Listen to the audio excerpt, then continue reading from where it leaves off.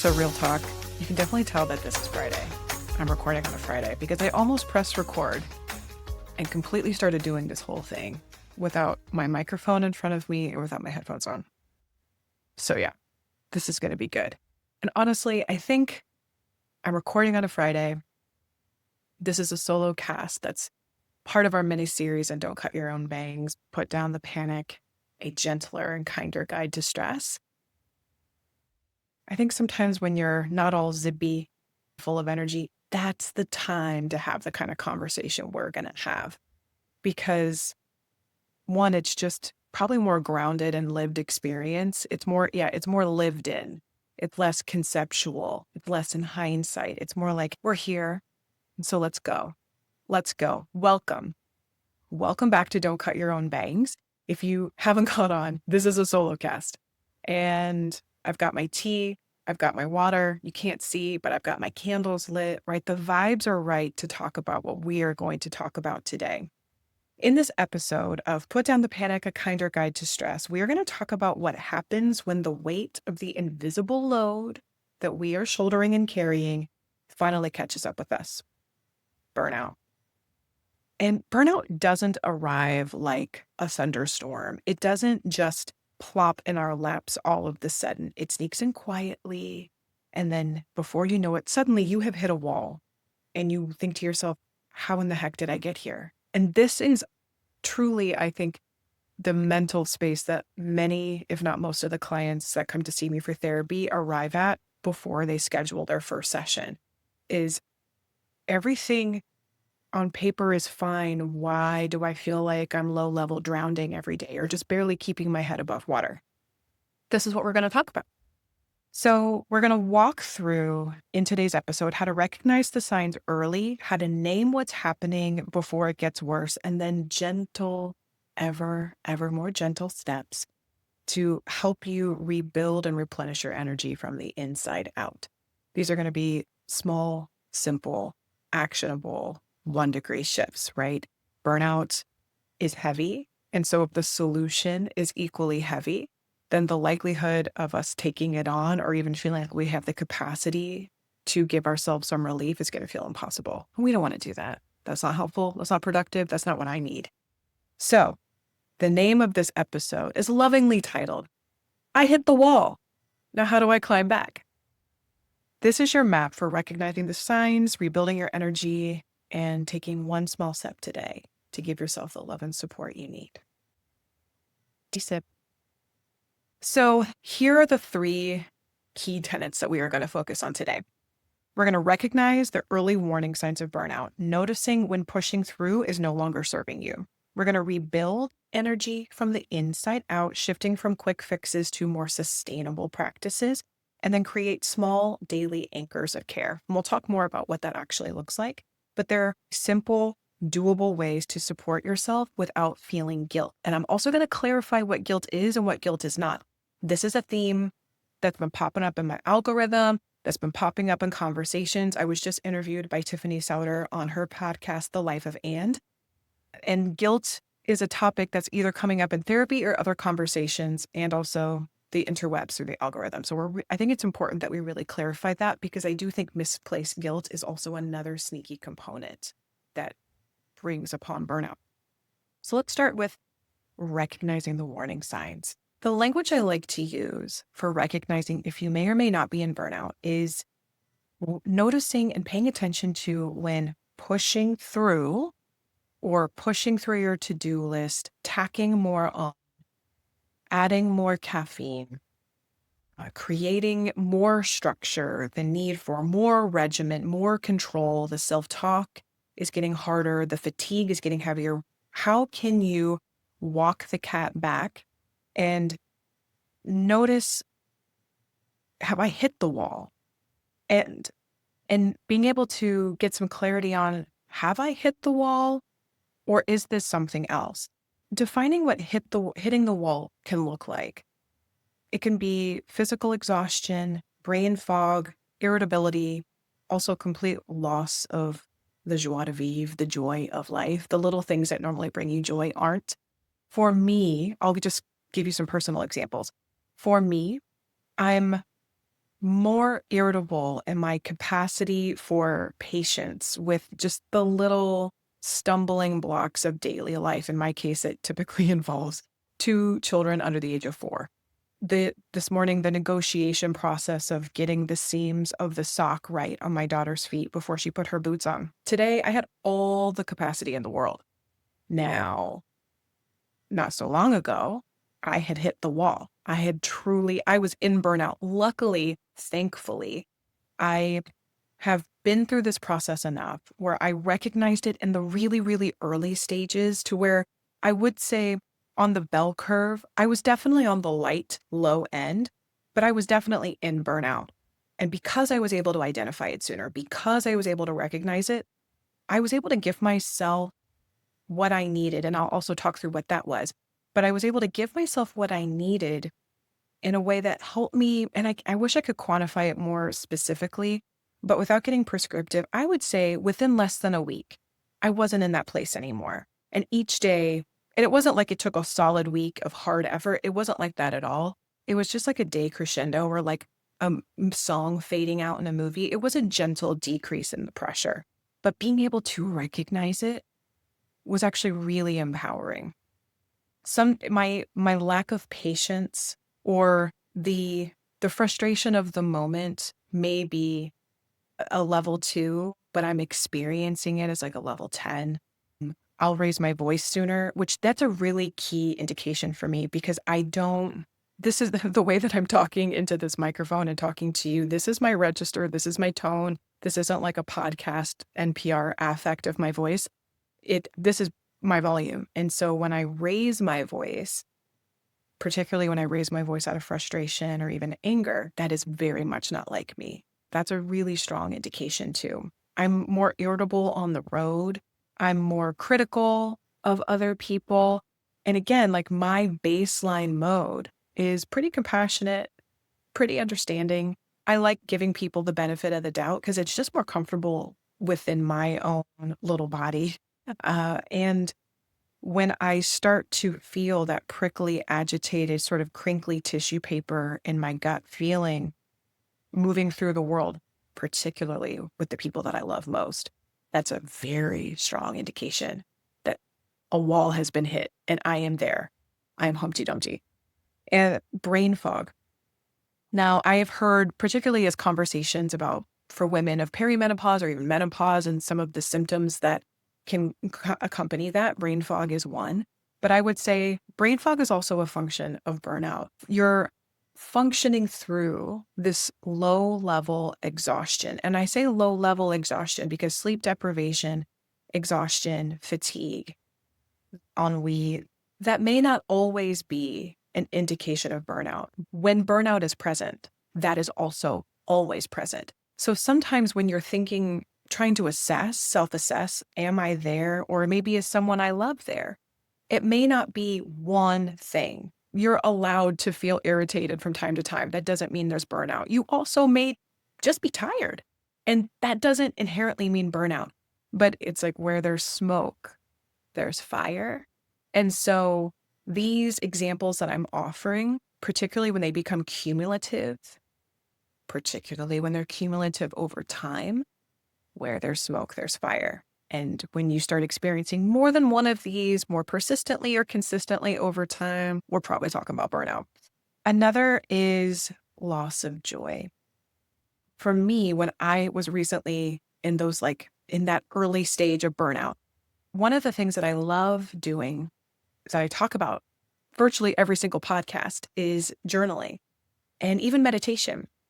My brain and my mind was so stimulated while also feeling very foggy and fatigued that I couldn't settle myself enough to sit with a journal, to sit with my own mind, my own headspace with a meditation. And one of the thought patterns that's also pretty consistent with me is that I have too much to do, or there's too much to be done, or I'm too busy to pause and sit for 10 minutes, 15 minutes, which in the scheme of a 24-hour period, that's nothing. But when I'm in that headspace, I absolutely believe, like, I just don't have time for this.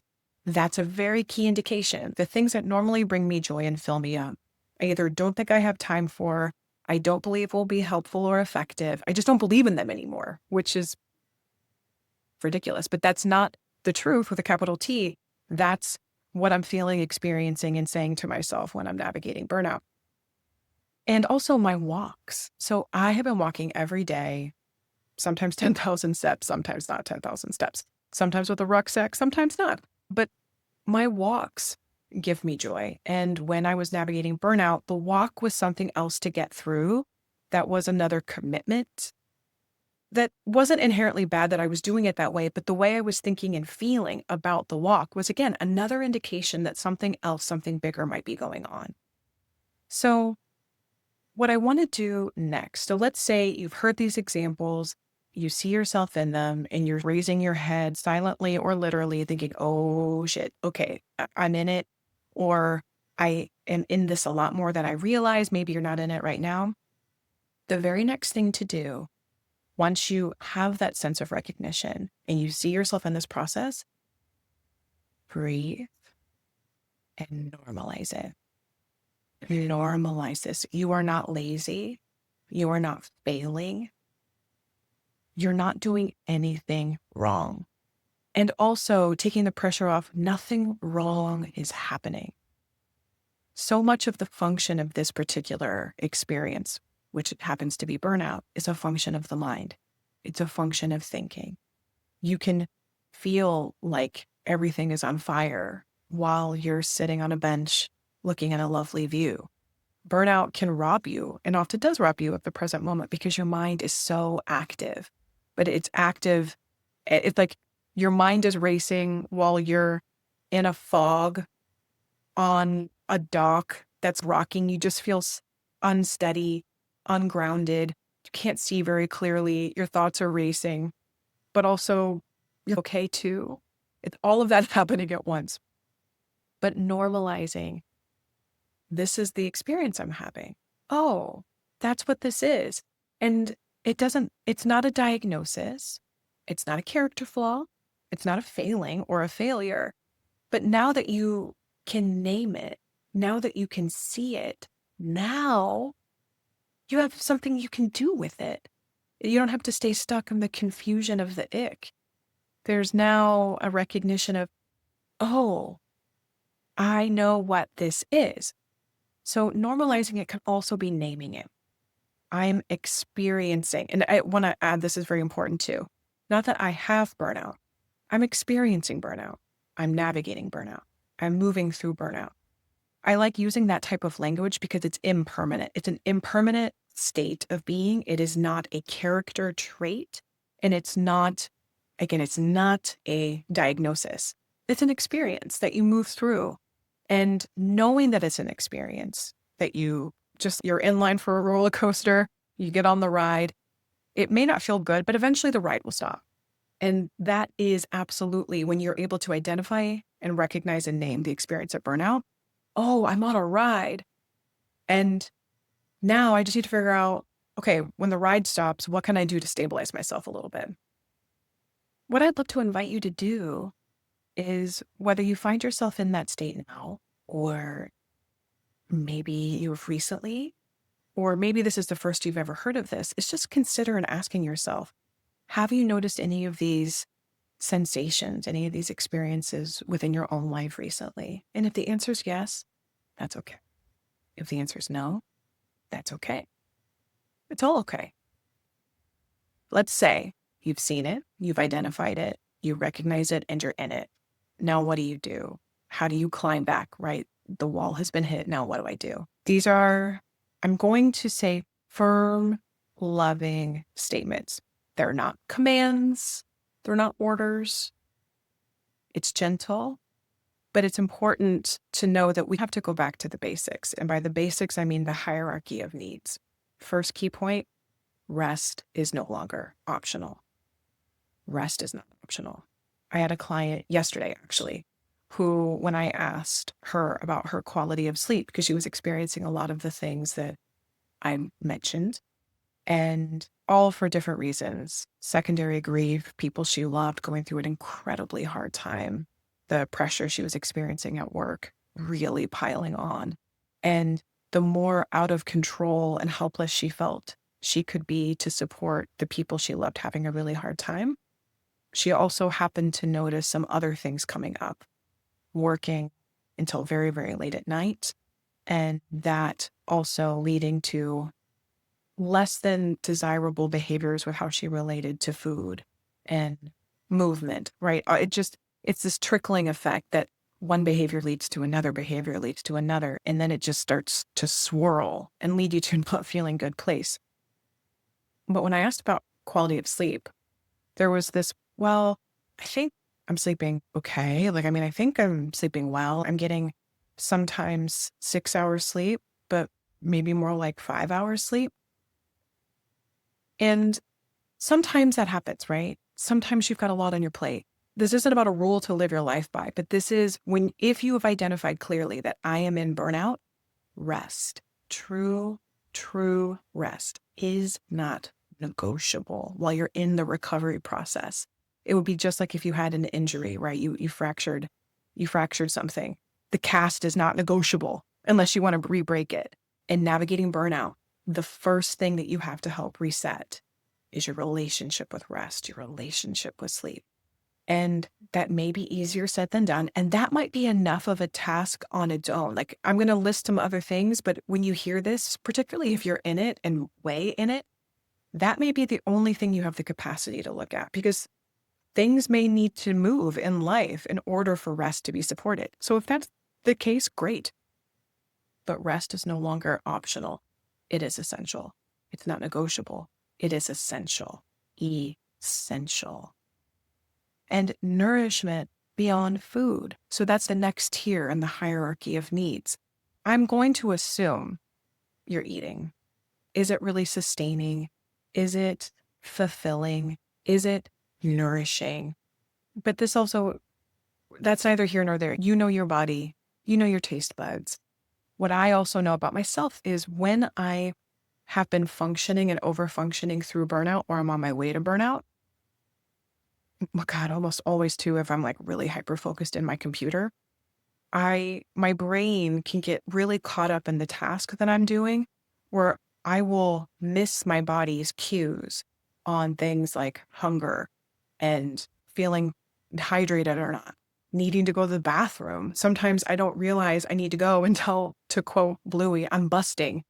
It's creating little breaks for yourself to nourish yourself while eating, yes, and also finding opportunity to laugh, connection, creativity.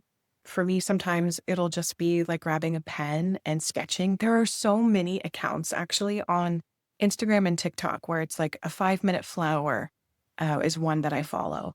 There's a few others too where it's just artists and illustrators will show you, oh, I learned a very simple way to draw penguins. You draw a little triangle, or a rectangle, you cut the rectangle in half, shade that in, add a little nose, a beak, and feet. You have a really cute abstract penguin, but something that helps bring your creative center and kick it online. And when you can do that with your hands as well, or through moving your body through dance, connecting what your mind is doing and trying to create with your body's expression, movement, art, hugging a loved one, stepping outside, touching a tree, any of those things, connecting to something beyond your thoughts and your to-do list is the next tier. And also allowing help. Allowing help. One of the other functions of the mind that I see come up a lot when people are navigating burnout is they don't want to inconvenience anybody. They don't want to make anybody else's life any harder. So they're just going to continue to swallow their low-level fatigue, their low-level rage, their low-level exhaustion. I can just keep caffeinating through this and pouring my extra glass of wine through this, and I can just grab a quick snack. Like, I don't need to stop and actually eat. Allowing other people to show up for you may feel, when you are in the space of burnout, like you are making other people's lives a little harder. And here's the truth. You might be. Because the people around you, whether it's coworkers, teammates, a coach, a boss, your children, your spouse, whomever are the touch trees of your life that you're interacting with the most, believing in them enough and believing in your relationship enough that people in your life are going to want to show up for you. And let's just say that's the most positive spin we could put on it. When we give people the credit and the space and the opportunity to, they enjoy showing up for you. I can't think of a time where somebody has truly needed me and I've been able to rearrange things or show up and be of service that hasn't also felt in service of me, that hasn't also felt good for me. To be the service provider is incredibly enriching. Why would I deny anyone else in my life the opportunity to do that too? Now, let's say through the other lens that you kept someone on a day or a moment where it's not the most convenient thing in the world for them to step in and take something off your plate. You can also breathe and allow that to exist. They're allowed to have a reaction. They're allowed to have whatever experience they're having, and your needs are also still true. It's so much easier, I think, for those boundaries to be clear. Say, if you had a cast, I can't carry the load of laundry up the stairs because there's a bone fracture and I'm in a cast. Sometimes with burnout, and often any emotional experience, because it's experienced on the inside, it requires some level of communication to be known on the outside in the way that a physical wound is so much easier to see. And so letting the pain be known that exists on the inside, on the outside, it's no less real. It's just expressed and interpreted maybe different. But sharing that with somebody, say a partner, hey, I need you to carry this load of laundry up the stairs for me because I just don't have the capacity to do it. Now, again, that's a silly example, but an example nonetheless. Allow help. And allowing whatever voices come up in your head, it's not weakness. It's an opportunity for you to let yourself honor what's really going on with you. And it's an opportunity for the people in your life to show up in ways that not only serve you, but also them. Another key example of tell me it's Friday without telling me it's Friday. I was in the middle of a recording, straight up, fully had a scheduled phone call that I knew was there. I was aware.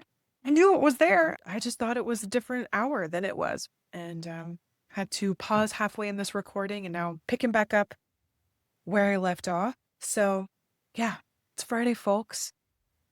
But you know what? It all worked out. It always does. All right. Where were we? God, enough funny business. Oh, benefit of pausing and having a really great phone call in the midst of a podcast recording is I got to replenish my tea.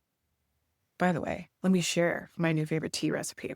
And this is kind of funny, but also it just is what it is. So I am someone who, for the most part, I've had tea out of tea bags my whole life. And like most of us, I'm assuming. And didn't really even know about loose leaf tea until years ago. Somebody suggested to me, shout out Gina, incredible massage therapist in Indy, said that she had been steeping lavender tea. And I asked her, oh, lavender tea? How do you do that?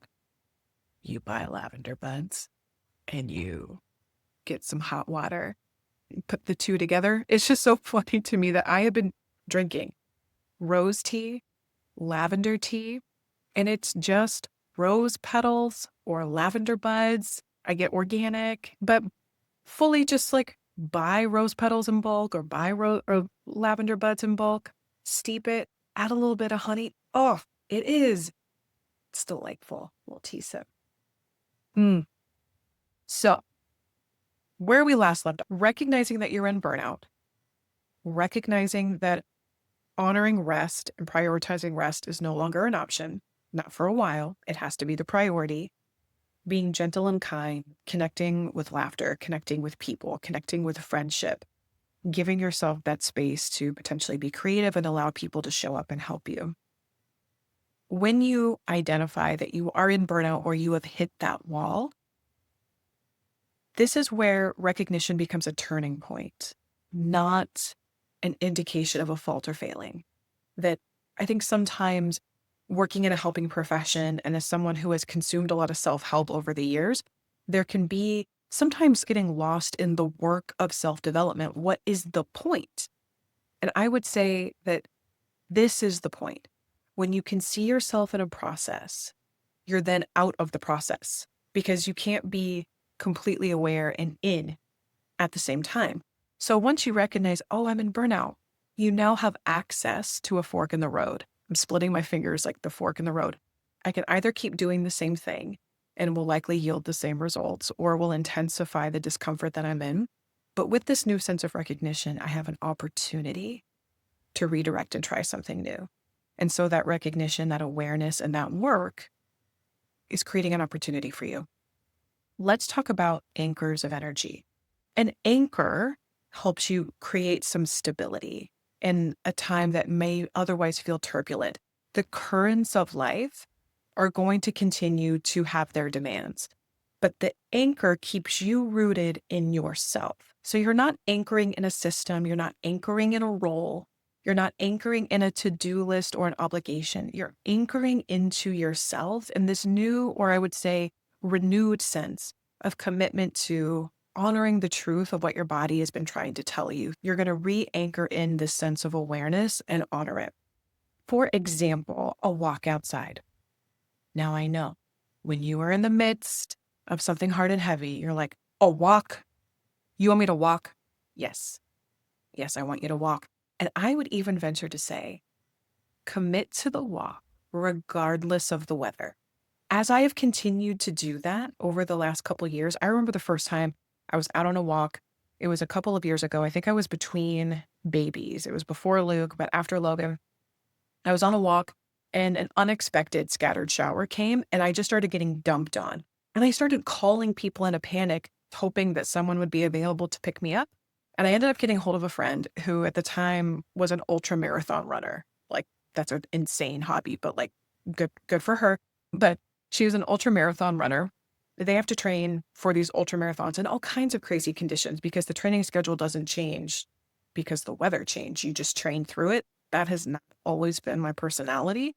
That's not usually the way that I approach things. I like to be cozy, hence the tea and the sweater. But I started getting rained on. She was the person who picked up and she was like, just walk in the rain, man. Just get wet. And that was a huge turning point for me, that if I want to walk, I don't have to wait for the perfect conditions to do it. I can just do it. And in particular, this last summer, I live in the Midwest. I live in Indiana. Somehow, even though we are completely landlocked, our summers are like the most epic Miami heat and humidity. We have all the heat and humidity of living in the South or by water without the benefit of the beach. But it was hot and I would just make sure I hydrated well and I would sweat it out. But that commitment to myself was really replenishing. And though I know I had mentioned earlier that some of the when you're in burnout, some of the things that normally bring you joy, you experience them differently in burnout. That's okay because walking was an anchor. It's a really good gauge for me on how I'm doing. If I am maybe really needing to lighten up and not feel so serious, I find myself leaning into maybe a more humorous podcast. I'm really enjoying Amy Poehler's podcast, The Lonely Island and Seth Meyers podcast, Mike Birbiglia's Working It Out podcast, podcasts where comedians are talking with other comedians about funny things. If I've had a really hard, heavy day, that's typically where my walk is. If I'm working out an idea or I'm really sitting with a new process or there's just something that's like really present on my mind or in my heart and I want to be present with it, sometimes I'll walk with nothing. No AirPods, no noise, no conversation. It's just me and my thoughts. Now, once I recognized I was burnout, I turned my walks into a moving meditation. So I had my AirPods in, but there was no noise. And I would just fully have a conversation with myself. In full transparency, the AirPods just gave me the way to get out of my own head and worry about what people thought when they saw me fully having a conversation. Obviously, like big picture, no one gives a shit. Nobody was watching me that closely, but it just gave me the freedom and permission to not worry about being embarrassed and just do what I needed to do. But I'll sometimes take my feelings for walks and process it as I move. Now that I'm out of burnout, I fully have reclaimed my journaling practice, my meditation practice, but the talking to myself and moving at the same time was really helpful. It could be a 5-minute walk outside. But what I have found too is with your anchors, if you keep the time commitment small and you keep the what you're actually committing to feeling light and possible, once you actually start engaging with it, you oftentimes will find out really quickly you can give a little bit more than you thought you could. You can make a little bit more time for it than you thought you could. It's more the thing that sometimes shuts you down or prevents you from even starting is the belief you have before doing the thing. Oh, I don't have time for that walk. I don't have time to do that thing. And then you end up making time and you realize, oh, this is exactly what I need to be doing. So I'm just going to keep doing that. Another great anchor is looking at your relationship with your phone. And for me, I don't let myself get on social media or email before sleep. Now, sometimes I just want to let myself watch a little TV or whatever, and I am really gentle and kind with myself about that. But things that can activate me when I am in burnout in ways that just can become more destructive than helpful. Social media and then email, mostly because what emails activate is a sense that there's more to do and I can't let myself get off the clock. Those two commitments are an anchor for me. And if I can, put the phone away completely, like about an hour before sleep. And then also, first thing in the morning, an anchor is before touching my phone, I try to touch a living thing, my dog, my husband, a child. And sometimes my child is my alarm and is touching my face and breathing heavy into my mouth before my eyes open. So sometimes life just presents me with all of these beautiful opportunities, but the relationship with the phone or tech in general can be a really key place to start for people that are navigating burnout. The other is I will drink water before coffee. Caffeine is definitely a drug of choice for me when I'm in burnout, mostly because everything is just a little bit off. I'm not sleeping great, which means I may not be eating as well, which could be impacting how I feel in the morning. And so I feel like I need a little bit more of a boost to get going, or I need more of a boost throughout the day because what I need might be to rest or move outside or be gentle. But instead, I'm convinced I need to keep fueling. And so I'll reach for caffeine.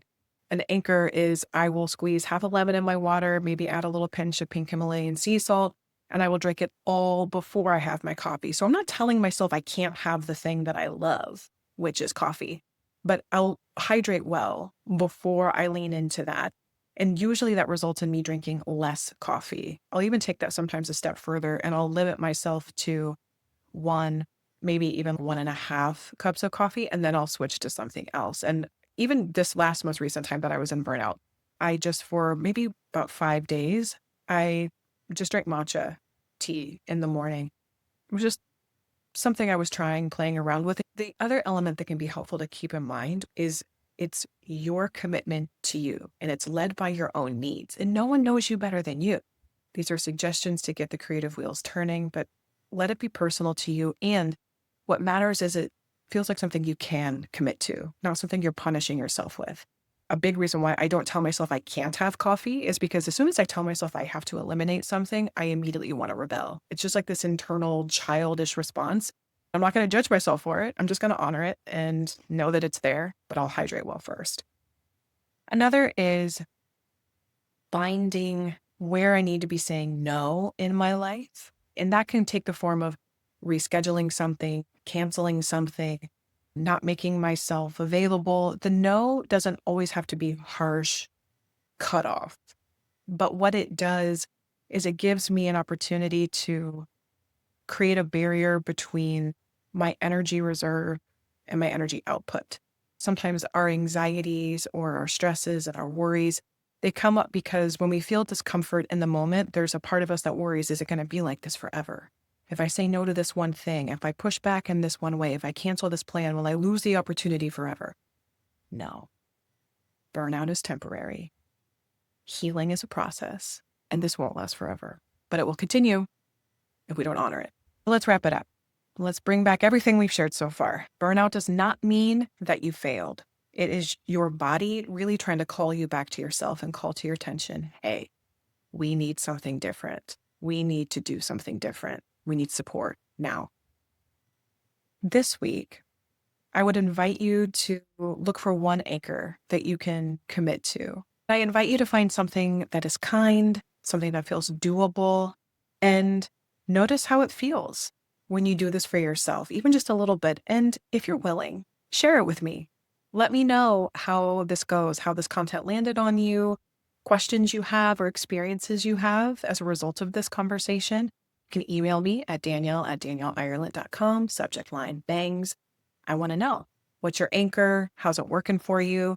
Next time, we are going to be exploring how to silence the noise and hear yourself again. The head chatter. Oh, Elizabeth Gilbert has this awesome expression that when she is not taking care of herself, her mind becomes a bad neighborhood that she's walking in alone at night.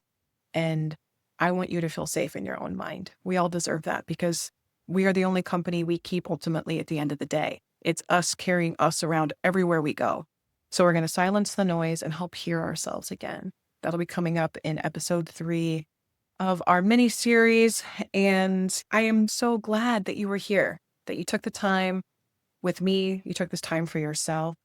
And if you ever feel like you've hit a wall again, I hope this episode is a reminder that burnout isn't personal. It's just a way of gently saying, enough, please.